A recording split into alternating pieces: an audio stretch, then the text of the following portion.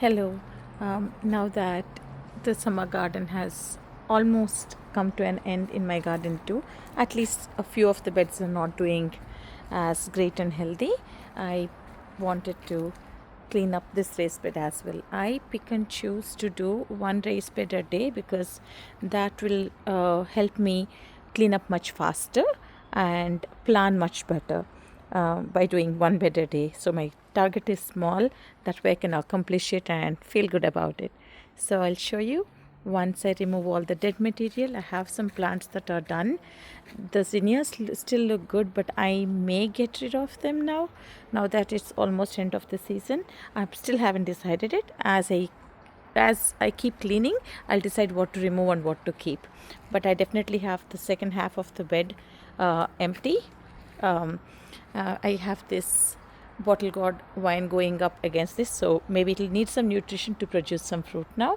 And I'll go ahead and clean up, and we'll show you the after picture too. And there we go. The majority of the cleanup is done. I was able to remove some unwanted plants or dried and dead plants. That's the material I got out of the raised bed. It's not completely cleaned up, but because the rest of the plants are doing fine and good, and I still have the half of the bed empty for me to do the fall garden. Plus, I have been filling up this raised bed as and when needed with all the material I had. So the soil in this bed did not shrink so much. So that's one another reason that I don't have to be in a rush to pull out everything and refill with the soil. So that's my Tindora plant that I want to save, and it's just catching up now. So I do want to keep it there and save it. So I'm going to top dress the raised bed with all the compost that I have there, and that compost is something that I did in the little pots right next to the plants that are suffering. So that's going to go into the raised bed. Material goes into the compost, and we'll update you again.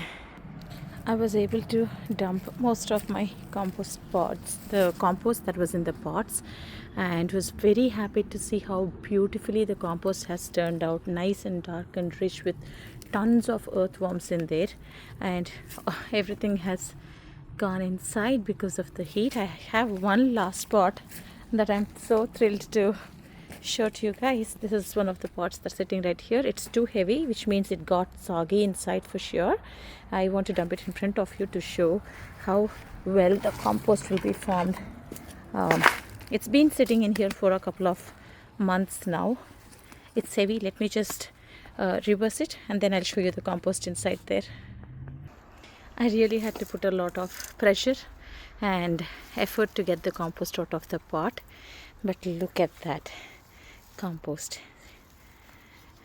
This is all done in the pots. So like I showed you in the previous videos, we just start composting in the pot and put it right next to any of the plant that is not doing very well, and 2 to 3 months, and open up the pots and look at this. Is all kitchen waste. Like 2 months back, this is all literally kitchen waste, and look at the beauty of the compost here.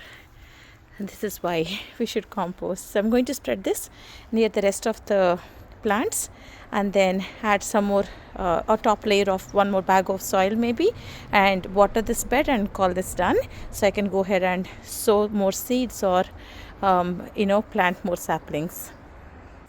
So I was able to empty the compost in the areas that needed compost the most, and in this area the soil is really depleted, and it's nice, but I feel like it needs more texture.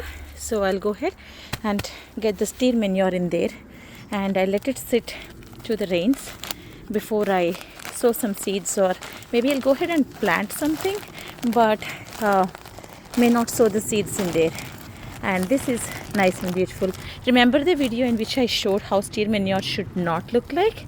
I got an opportunity to go and exchange the bags at Home Depot. This is how it should look like. Nice and dark, and look at the texture, look at the color. This is beautiful. This is how it should look like. And yes, it does smell very earthy, and this is how it should be looking like. Now I can go ahead and confidently lay this steel manure, a small half-inch layer, all across the areas that I want to level up, and then we can call this raised bed done. I'll show you once I lay the manure all across the bed. Perfect, and all done. Now that I see the steel manure is nicely decomposed and having a great earthy smell, which means it is completely good to use to sow our seeds to. I'll try to go ahead and cover up this area with either fenugreek seeds or any of the fall cover crops, or anything that I can use. Maybe spinach. Spinach would be great here. Coriander would be great here. I'll see. And along the fence, I'll go ahead and plant some of the pea seeds again, more pea seeds. And this looks nice and all done to me.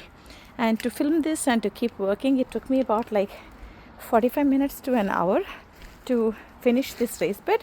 But if you're just doing without any interruptions, we can finish all of this activity within 30 minutes. And great workout, gives such a feeling of accomplishment, and that is why gardening is so therapeutic. And I can't wait for myself to sow some seeds in here, water this bed, sow some seeds, and see how fall garden is going to be in this raised bed. Thank you so much. Hope you're enjoying the videos.